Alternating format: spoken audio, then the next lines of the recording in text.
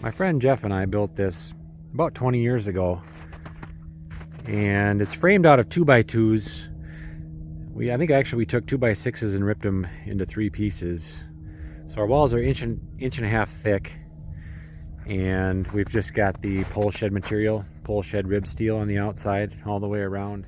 The door is just a repurposed door from a house. I think it's a 30 or 32 inch door maybe. On the back, we've got a bracket for a motion light. I don't always keep it on there, but when we stay overnight, it's kind of nice. Here's the motion light.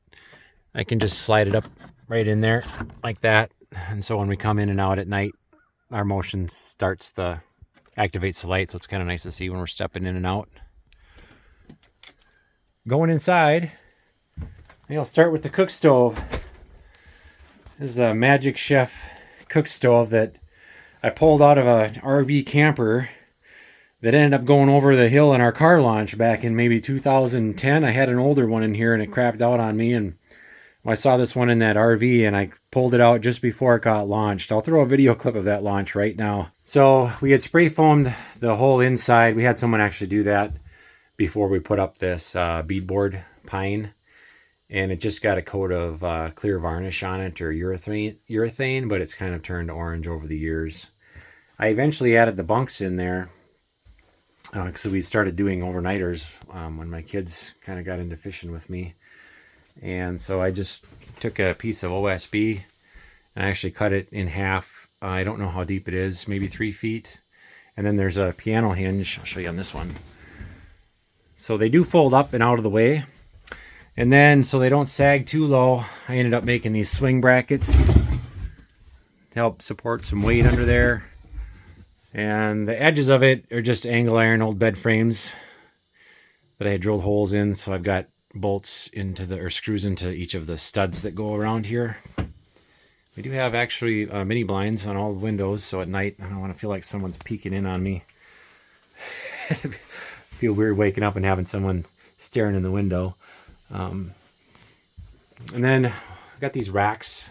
These were wire racks. I don't know if we got them at Wally World or where we got them, but they work pretty good. So when your gloves are wet or things are wet, it helps. It's a good way for them to dry out. And then here's some old memories of fishing. These shelves they're just homemade, and I put plexiglass fronts on them so that you don't have to get up. You can always see what's in there. That was a really great idea. I'd seen that in a shack that my friend Jim Sorensen had made years ago. I'm going to do that. So I've got 4 of those, and they work really great for storing just the stuff that you need when you're fishing. Paper towel holder there above the stove, that works pretty well. And then coming back this way, got a jig rod holder there. Some more of those wire racks for hanging coats and the dipper and garbage and headlamps and all that stuff. I do have it wired so I can plug a generator into the shack and we can have 110 in here if we want. I do that when we stay overnight to run this fan that helps circulate the air. When we sleep overnight, we've got a carbon monoxide detector. So the OSHA people, safety people, we're covered. We got it. It's right there. It's in there right now, but we're not staying overnight tonight.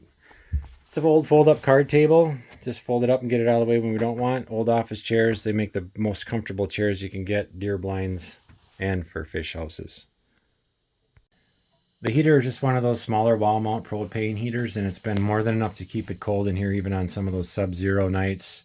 If I run it on high and I have the fan circulating air, we can still sit in here with basically slippers and wool socks if we want. It keeps it really actually comfortable in here. I did run some LED strip lights underneath these window shelves, so when we're fishing here at night, or when we're just in here at night and we have all the other lights off, we have the LED lights shining downward to our holes so we can see if a rattle wheel goes off in the middle of the night or whatever. Speaking of rattle wheels, we got just 2, one in each corner here. They're really not in the way, and at night they're kind of nice to have off the corners there. We don't have them where the bunks are or anything like that. These are, I don't know if they're called catch covers or what the brand name of them. Fishholebuddy.com. They really aren't that great. They were really hard to click in and out of there, and then I noticed they must have shrunk over time. Almost every one of them got cracks in there, and that wasn't from us over tightening these screws. they must just expand and contract with temperatures. Almost all of them have a crack in them somewhere. I made a little shelf there just to hold them when we don't want them. We don't want to throw them outside. Sometimes you forget them or they get buried in the snow or the snows or whatever. So just made just a little ledge there to hold those in place. Have a little ledge below the window for setting your waxies or spikes or pop or beer. The cook stove has these fold-up shelves. I just took some heavy gauge wire from, I don't know if they were from those real estate signs that we used to use or whatever, but kind of nice where they can fold up and you use them when you're cooking. We actually did bacon in the oven on a cookie sheet and made some scrambled eggs in here earlier today. So the actual size of this shack is 8 feet wide, 12 feet deep. So we're actually a little over with the outside measurements of the wheels. We're a little over what it's legal to take down the road, but it doesn't go very far. I just take a few back roads to the lake here. So if I were to do something different on the size, this 8x12 is really good for 2 people to stay in all night. And we can actually fish 4 people in here pretty comfortably when we're doing that just regular. I would have made it maybe 6 inches narrower, so then it would have been completely road legal, because we're probably closer to 10 feet wide total with those, probably are 10 feet wide total with the wheels on the outside and everything. And I think 9.5 is legal, maybe. Correct me if I'm wrong on that in the comments. So the floor is 3/4 inch treated plywood underneath, and then we just got some outdoor carpet I laid in here. And by the time we cut the holes around there and put the rings for the hole covers on there, and I just made some real simple 1x2 mop board or trim board down there. That holds the carpet in place pretty well. I did notice that if you come into this carpet with ice cleats on, it starts to snag it up, so we don't wear ice cleats in here. That was probably the only thing that I didn't care for about the carpet. Otherwise, it's pretty nice. It just helps keep it quiet in here when you're walking around, and I think it probably just makes it feel warmer in here too, and the sound doesn't bounce off the walls when you're here talking, so that's kind of nice. So the main light is hooked up on 110, and so are those LED lights under the holes. And then I ran a second set of lights here. I think I just used an old outdoor extension cord and have a couple clips on the outside. You might have seen that earlier.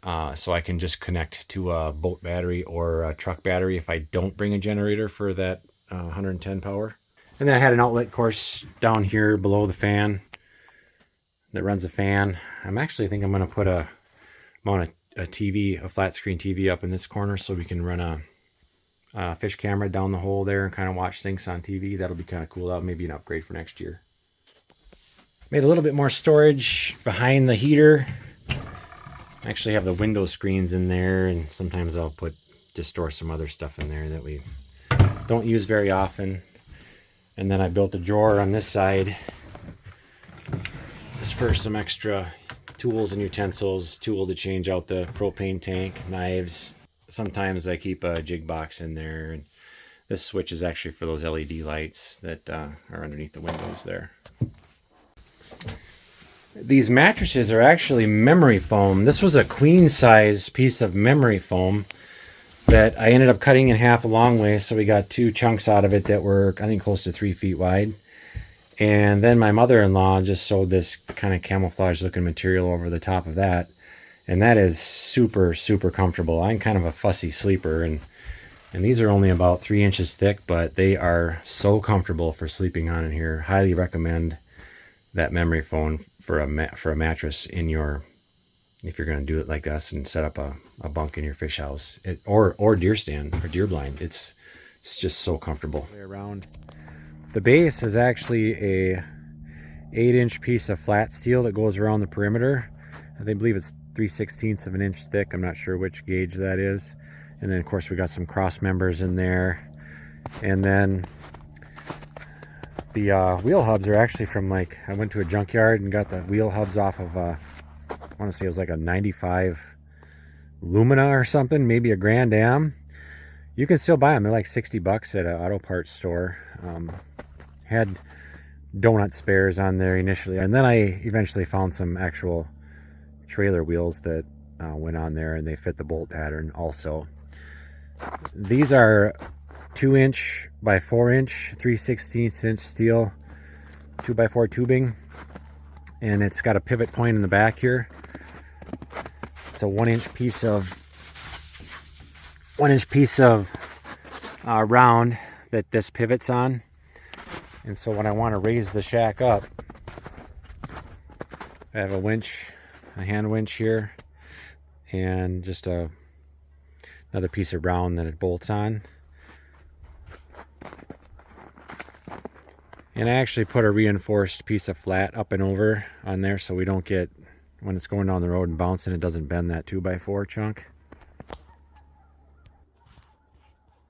And 20 years ago, the ice castles and all that, they really weren't that common. So this is kind of one of the a newer design I'd seen on a shack somewhere on some other lake, and just took some mental notes and went along with it. Now I probably would do it a little bit differently. But so when you crank this down, there's two sliding 1-inch, well, these are probably 3/4 inch, no, they're 1-inch pins. They just slide in and out. Once I get it to the right level, it just slides through here, and then the whole thing's up off the ice, and I can trailer it. I got a 2-inch ball hitch on there. I end up putting these little fins on here so that when the 2x4, whatever this framework comes down, it doesn't slap against the side. It keeps the whole frame kind of centered. I did have a welding shop custom bend those fenders and put them on there. Initially didn't have fenders, and it was spraying water and salt water and mud and stuff on the windows when we went down the road. So I just took some measurements and had a welding shop make those custom fenders. It was a good investment. They were $100 a piece or something like that. I think at the time overall we only had maybe $800 into the whole shack.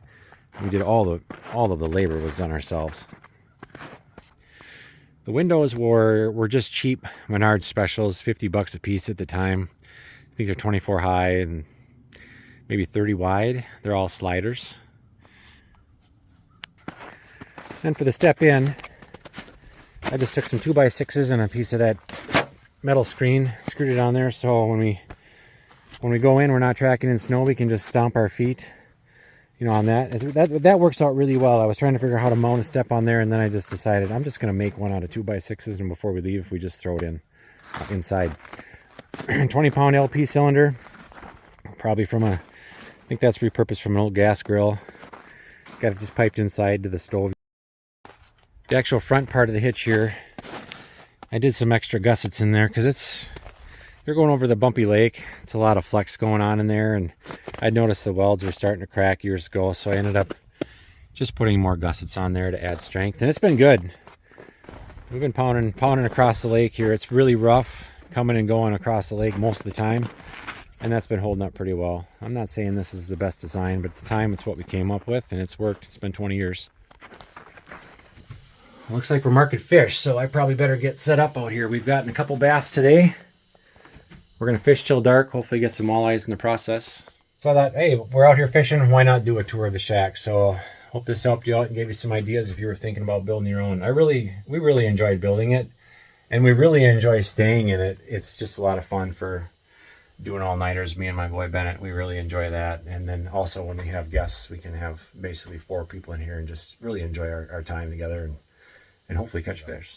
So hey, thanks for watching this one, and we will see you in the next one.